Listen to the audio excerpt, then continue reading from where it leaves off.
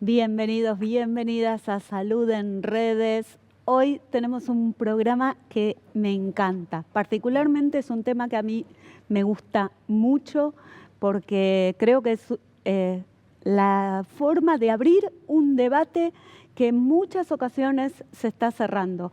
Hoy le puse un nombre medio particular al programa. Se llama Conectar, Desconectar y Cuidar. Me parece que estamos viendo, quienes trabajamos en salud mental, ansiedad, aislamiento, como si fuera una nueva epidemia. Y muchas veces estamos acostumbrados a escuchar respuestas muy simplificadoras, como si fuera, bueno, a determinado estímulo, determinada respuesta, determinada conducta. Eso no es una conducta, esto no es una solución, eso es un reflejo, ¿sí? Si tiene una sola causa, una conducta es un reflejo. Y la verdad es que no nos sirve de nada pensar en estos términos. Hoy vamos a meternos sobre la relación entre determinadas características y afecciones o conductas que nos preocupan de salud mental.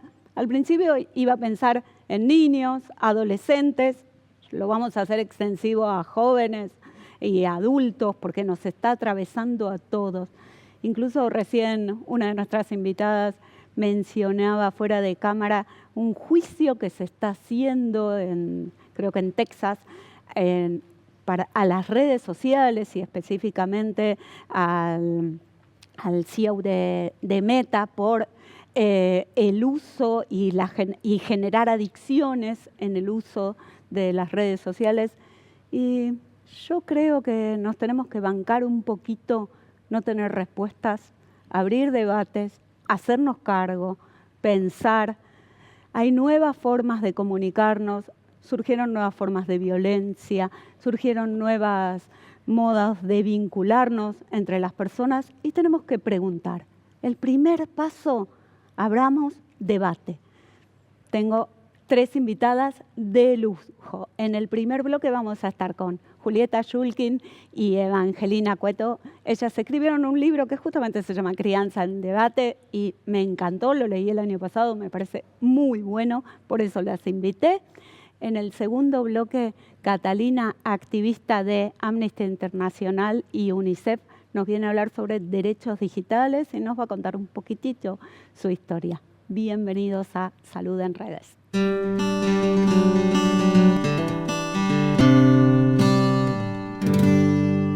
En este primer bloque de Salud en Redes tengo 2 invitadas de lujo. Estamos con Julieta Shulkin. Hola Marina, ¿cómo andás? Bien. Gracias por invitarnos. Periodista y aparte yo consumo mucho las cosas y una gran comunicadora, sobre todo en tecnología, muy, muy interesante la visión que le das. Muchas gracias. Muchas gracias por venir. Y la doctora médica pediatra Evangelina Cueto, muchas gracias. Gracias a vos, Marina, un placer. Bien, bueno, al principio del programa yo decía que tenemos que abrir un debate sobre, más que cerrar y dar respuestas sobre algunos temas, abrir un debate.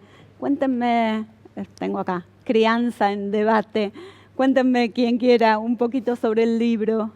Nos unimos con una gran intención de trabajo interdisciplinario y que lo es porque el trabajo del libro continúa para profundizar y revisar la crianza, no solamente de ahora, sino desde antes, la genealogía de la crianza, un gran capítulo que convida Eva, con prólogo de Felipe Piña, sí. Queremos revisar, bajo la hipótesis de que criar se convirtió en una tarea individualista, que dejó de ser una tarea colectiva y con una hipótesis fuerte también que trae Eva de las familias atomizadas, ¿no? Encerradas en nuestro hogar. Totalmente, aisladas. Sí, aisladas, hay un cambio de paradigma total en cuanto a la construcción de la familia y eso nos deja en soledad, no solo a las mujeres, que es un gran capítulo que por suerte venimos cada vez más visibilizando en términos de que somos en general las mujeres las que cargamos sobre nuestros hombros la responsabilidad de criar y hacernos cargo de un montón de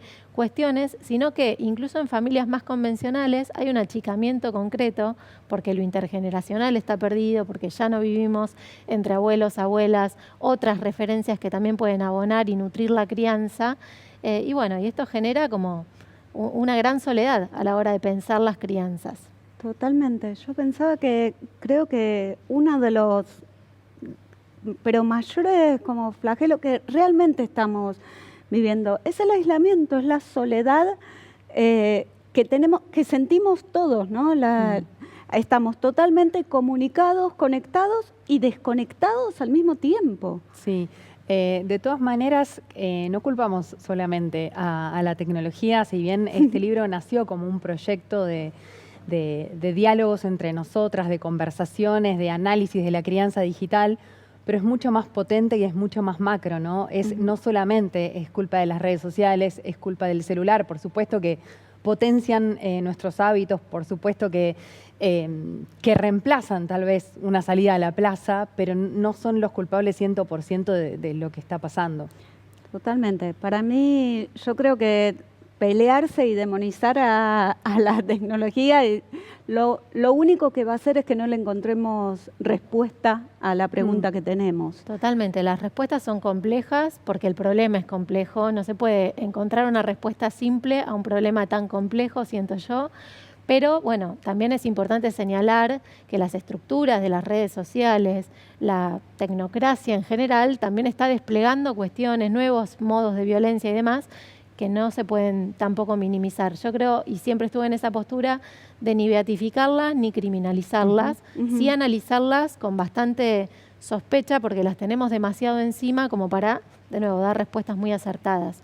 Y sobre todo involucrar a los más damnificados de todo esto, que pueden ser los niños, los adolescentes, nosotros también. Yo no creo que esto sea estancamente para analizar grupo etario por grupo etario, pero es cierto que obviamente como responsables adultos que somos, debemos pensar que el grupo a jerarquizar es aquel que se está desarrollando, entonces los más jóvenes tienen que estar en nuestro foco de atención, ¿no? Y además me parece que no podemos mirar a la tecnología, ¿no? Como un gran concepto de forma inocente. Vos mencionabas recién el juicio que se está dando en Los Ángeles, que puede sentar precedente o crear... Pensé en Texas, sí. No importa, sí. Es Perdón, anecdótico, pero digo, puede sí. crear jurisprudencia. ¿Por qué? Porque una chica de 20 años culpa a las redes sociales de generarle adicción cuando en 2019 todavía no había restricción de edad en las plataformas. Y hoy si vos ves el debate que se está dando en noticieros, plataformas digitales, es en dos sentidos. Por un lado está quienes dicen, no, la culpa es de los adultos por haber dejado a esa chica tanto tiempo frente a las redes sociales a los 9 años. Y por el otro lado se culpa a las plataformas digitales, a las redes sociales. Que en algún punto yo veo positivo que empecemos a pensar cómo están diseñadas las redes sociales y cómo funcionan los algoritmos que todos los días conviven con nosotros. En este sentido, el libro es una primera invitación a pensar cómo funciona para tener esa herramienta de conocimiento y criar y educar de forma distinta, no con la restricción de decir no podés usar nada, esa es una opinión mía, sino entendiendo que no podés tener una mirada inocente de algo que tiene como fin primordial la publicidad y que estemos más tiempo frente a la herramienta. Que estés mucho tiempo con eso para poder venderte publicidad, porque vas a estar prestándole atención a eso. Y volviendo a buscar esto de los culpables o el chivo expiatorio, porque parece que hay una tendencia social, no solo con este tema, sino con la mayoría de los temas donde queremos el culpable casi de forma de desligarnos del problema y no involucrarnos, no implicarnos. Este libro también es un llamado a la implicancia de todos y todas, todos los actores que tienen que ver con la crianza en general, para justamente hacer un llamado a la corresponsabilidad, ¿no? Que no de gusto lo dicen nuestro hermoso marco de derechos en niñeces y en adolescencias, y a veces cuesta recuperarlo más domésticamente. Bien, y apelo a las profesiones de los dos. ¿Vos qué estás viendo desde la pediatría? ¿Qué encontrás, qué cambios desde que uno agarró los libros hace años a qué estamos viendo ahora? Y bueno, y después vamos con la comunicación. ¿Qué cambios hubo en la comunicación en este último tiempo? ¿Qué cambios en términos de impacto en las adolescencias? ¿Qué ves? Porque yo soy psicóloga y siempre trabajé hace 28 años, trabajo con niños. Y realmente no son los mismos niños, no veo los mismos niños que veía hace 28 años. Obviamente me sorprende mucho algunos aspectos emocionales, la salud mental de determinados chicos, de determinadas chicas, de jóvenes. Digo, uy, esto sí es un cambio cualitativo. Esta sí no la vieron venir los libros. En términos de impacto de salud mental, Sí. seguro que hay un cambio de paradigma absoluto y que ya casi es un llamado a que masivamente nos sensibilicemos con el tema y hagamos algo porque es una urgencia, eso sin dudas, pero siempre me gusta pensar a las infancias y adolescencias, más allá de sus cambios epocales, como algo a no criminalizar, porque también es cierto que todos los discursos van en línea con señalar a este grupo etario como el problemático, el que tiene la carga de ansiedad, el que tiene la carga de la depresión, ¿no? Y nos olvidamos... Y tampoco patologizarlo. Exacto. ¿No? Estamos llenos, vemos diagnósticos así, con sellitos, pero sí, terrible, más allá de las favor. etiquetas individuales, Sí. hay una tendencia, y los medios de comunicación son los grandes lamentables maestros en esto, donde cuando se señalan a las adolescencias o ahora también incluso a las infancias, lo hacen con un tono de mucha carga de despectividad y casi poniéndolos en el centro de escenas, como por ejemplo los entornos tecnológicos y los problemas que conllevan en ese grupo etario y no en ningún otro, cuando, insisto, el problema es más transversal y, digamos, permea en cualquier grupo etario que queramos analizar. Y esos países que están como yendo con una tendencia de prohibir las redes, bueno, no, que no puedan tener acceso a pantallas, a tecnología hasta los 15, 14, 12... A modo de título, a mí cualquier cosa que esté ligada con la prohibición absoluta me genera, digamos, muchas preguntas, demasiadas preguntas, y tenemos, por ahí no en el ejemplo de las tecnologías en particular, pero tantos otros ejemplos donde las prohibiciones no nos han llevado a buenos puertos y a los resultados que deseamos. Totalmente. Entonces, la prohibición como título... tengo mi reserva. Pero por otra parte es cierto que está bueno y celebro que se tomen medidas al respecto, porque la pasividad y simplemente quedarnos pasivos mirando el problema tampoco nos va a traer un cambio en esta línea. A ver, alguien que se pregunte y que hable sobre el tema y que tomemos medidas. En relación, por ejemplo, a la prohibición, de nuevo, que detesto esa palabra, pero pensar en normas concretas dentro de las escuelas, eso sí me parece interesante y ojalá, siempre y cuando se involucre a los participantes principales de ese asunto, que son nada más y nada menos que los adolescentes y los niños. Eso me parece genial. La participación directa, ¿no? Como algo de no estar solo analizando un problema que creemos que les impacta sin implicarlos en ese debate. Totalmente, sí. Y en la comunicación, no en términos de malo o bueno, porque la verdad es que no me parece que nos lleve absolutamente a nada. Digo, ¿con qué te encontrás? Mira, ¿Qué cambios notás? Muchos. Recién Eva mencionaba a los periodistas. Yo hace 20 años que cubro temas de tecnología, de innovación, cambió la forma de titular. Sí. Los periodistas un poco somos, o podemos llegar a ser publicitarios, ¿no? El título tiene que llamar la atención.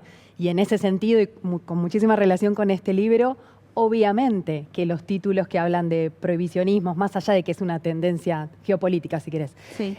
Los títulos más fuertes son los que hablan de prohibición, los que hablan de excesos, los que hablan de lo que pasó en Roblox con la chica que sufrió una violación. Fui parte también de esas noticias.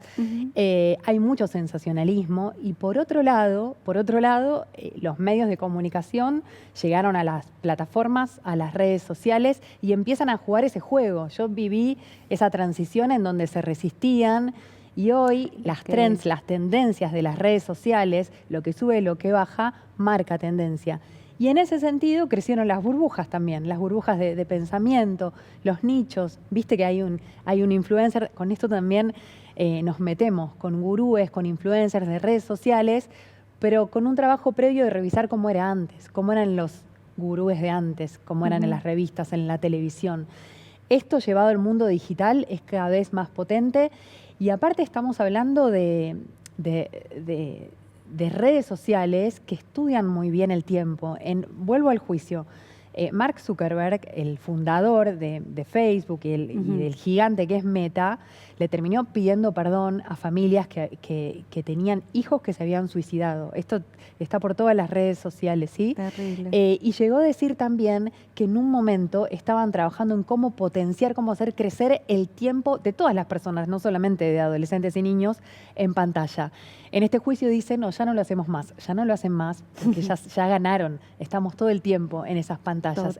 Entonces, lo que veo es que, digo, no podemos diferenciar realidad y virtualidad porque es evidente que es lo mismo. Profundamente entrelazado, un universo del otro, ¿no? Y a su vez, no demonizar porque somos parte de esos pueblos digitales, si querés, que son Internet.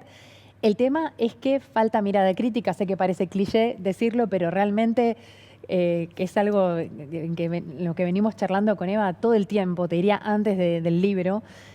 Por eso Crianza en Debate es una lectura inicial, me parece, para profundizar y hacerte nuevas preguntas y revisar, porque creo que estamos en una situación en donde vivimos, vamos como caballos para adelante sin preguntarnos demasiado por qué son las cosas, nadie se pregunta. ¿Por qué en vez de ponerle un tag para traquear a un pibe o una piba que está todo el día fuera de su casa, por qué tal vez a través del diálogo, ¿no? Como la confianza, un aviso por teléfono, no podés saber dónde está esa persona? Digo, es un ejemplo chiquito. No, pero genial, me parece interesantísimo. La verdad que me quedaría horas, porque aparte es un tema que a mí particularmente me gusta mucho y desde muchas aristas. Creo que hay un cambio en la forma de vincularnos y de relacionarnos, también de criar como ustedes, y que tenemos una gran deuda y un gran trabajo por delante. Gracias. Gracias Juli. a vos, Marina. Gracias, Eva. Un placer, Marina, gracias. Los espero en el próximo bloque.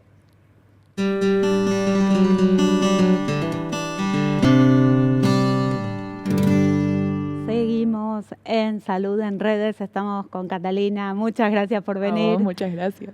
Bueno, a ver, contanos cuál es tu trabajo como activista. UNICEF, Amnesty Internacional, qué organizaciones gigantes.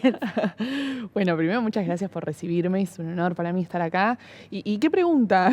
¿Qué pregunta amplia?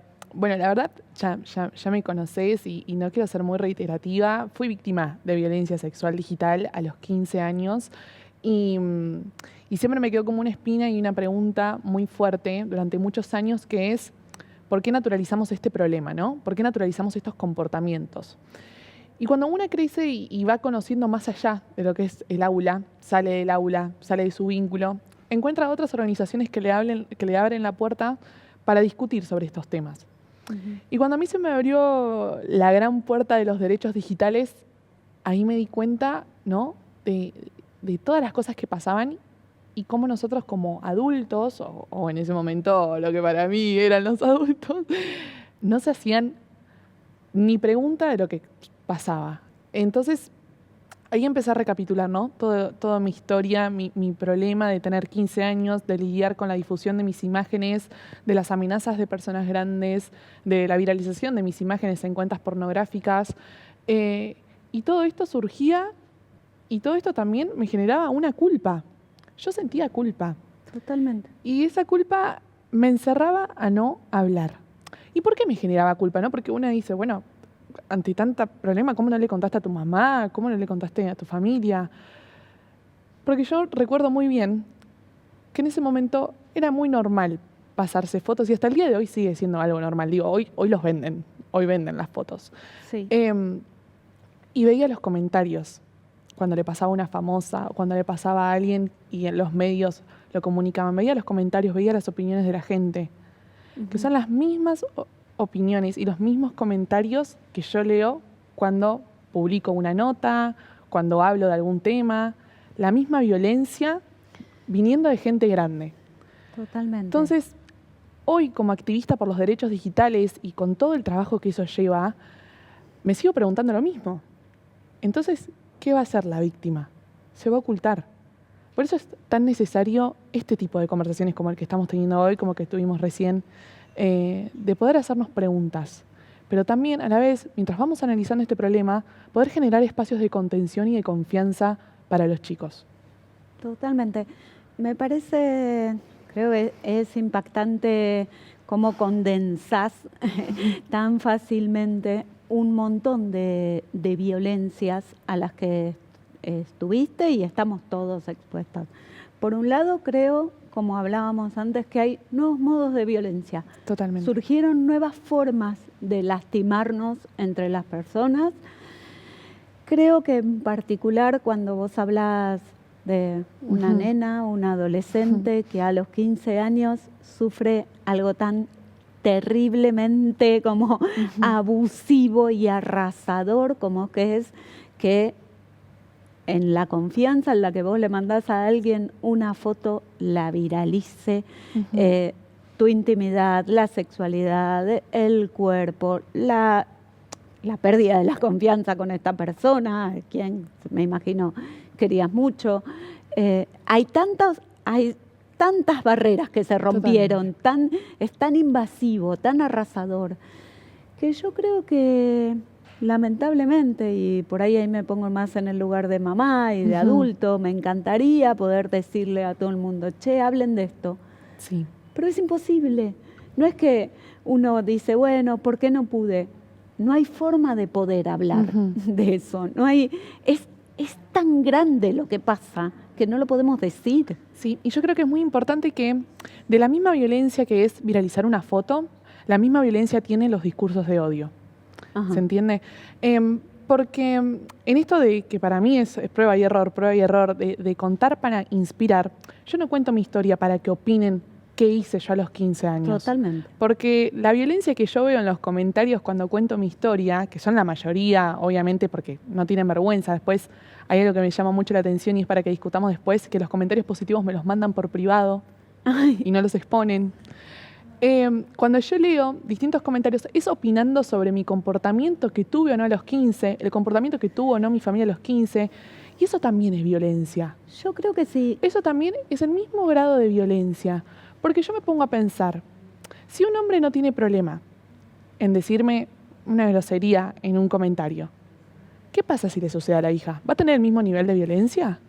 Ahí me parece que con el tema del odio y de los comentarios y el hate, Eso ya no es una barrera, ya es un comportamiento natural. es un comportamiento, a mí me llama mucho la atención.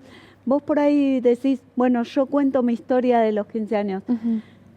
Yo por ahí cuento, yo tengo una cuenta en la que hablo de psicología y por ahí con palabras más simples, pero te cuento algo que escribió Freud hace 100 años, ¿sí? Y que no es materia de discusión.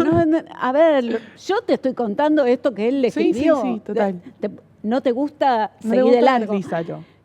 No te puedo explicar la cantidad de barbaridades que escucho. Digo, Es a que ver, el discurso de odio, ¿por qué? El discurso de odio, el comentario de odio, nace ya de por sí en los círculos sociales, en amigos. ¿Cómo no va a pasar en la era digital? Recién estábamos hablando de que la realidad y la era digital no son cosas distintas. No.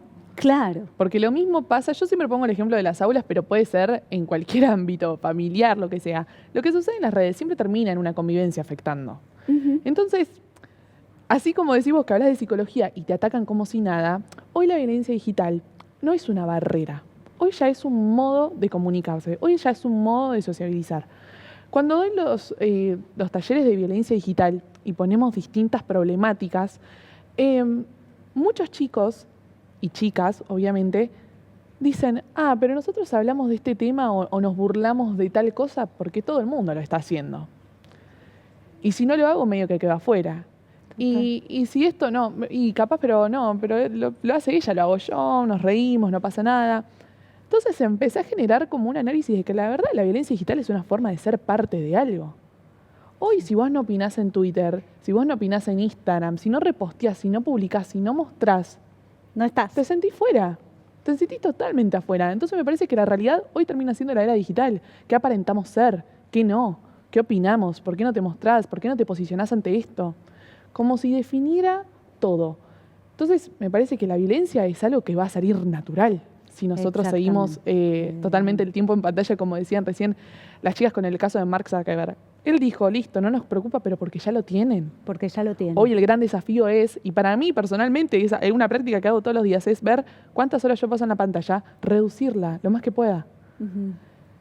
Digo, ¿cómo terminamos en la contraposición total a eso? Totalmente. ¿Y cuáles son los derechos digitales? ¿A qué tenemos derecho? Es difícil hablar de derechos digitales con el panorama que tenemos, ¿no? Se me hace difícil hasta a mí explicarlo. Nosotros tenemos derecho a una ciudadanía digital segura. Tenemos totalmente el derecho. Como te digo, vos como psicóloga tenés tan naturalizado que de la nada te comenten algo de una opinión. No tienen derecho ellos a atacarte. Y uno dice, bueno, pero si lo exponen en redes, todo el mundo está puesto a opinar. No, porque uno no es un medio de comunicación, uno no es un noticiero. Uno a veces utiliza sus redes para poder expresarse, pero no busca la violencia desde ahí. Eso es genial. Sí. A ver, uno no es el medio. Uno no es el medio. Esta es la forma en la que tenemos de comunicarnos, y de conectarnos, y hay nuevas maneras de vincularse. No quiere decir que yo quede totalmente confundida a un objeto. Vos no estás buscando el comentario o el debate, al menos que vos abras el debate, ¿no? También hay que ser muy claros en redes sociales últimamente. Y cuando hablamos de derechos digitales se me viene un gran ejemplo que creo que todo el mundo está debatiendo, que es la prohibición de redes para chicos de 16 años. Y uno dice, bueno, buenísimo que se empiecen a tratar las cuestiones de redes sociales. Ahora, yo hice la gran pregunta. ¿Es viable? Digo, ¿quién controla eso? Porque también hay que hacer muchas preguntas, ¿no? Cuando un gobierno se planta y dice, listo, le sacamos las redes a los chicos a los 16. Bueno, ¿quién lo controla? ¿Cómo se maneja? Con permiso de los padres sí puede ser. Digo, hay millones de maneras de poder crearte una cuenta sin supervisión de tus papás. Y hay millones de maneras de crearte una cuenta poniendo que tenés más 18 y ya está. O digo, ante la desesperación de la prohibición de redes se van a generar nuevas maneras de tener redes sociales. Totalmente. Lo pasó con la ludopatía, cuando los casinos online empezaron a ser para mayores de 18, aparecieron páginas que mismo hoy los influencers y muchos equipos deportivos comparten, promocionan, que son casinos online ilegales, que terminan siendo legales después porque juntan tanta plata que lo pueden hacer. Entonces, ante la desesperación de redes, para mí, terminan generándose más peligro en eso. Totalmente. Entonces, los derechos digitales para mí lo principal es eso, una ciudadanía digital segura, donde uno se pueda cuidar, donde uno se pueda resguardar, pero a la vez compartir, donde uno también se pueda educar desde las redes. Genial. Y vamos a hablar de ciudadanía digital. Me encantó el término. Muchísimas gracias. Qué lindo tenerte acá. Vamos a seguir hablando juntas. Y nosotros nos volvemos a encontrar el próximo martes a las 18 horas por Canal Metro. Besos.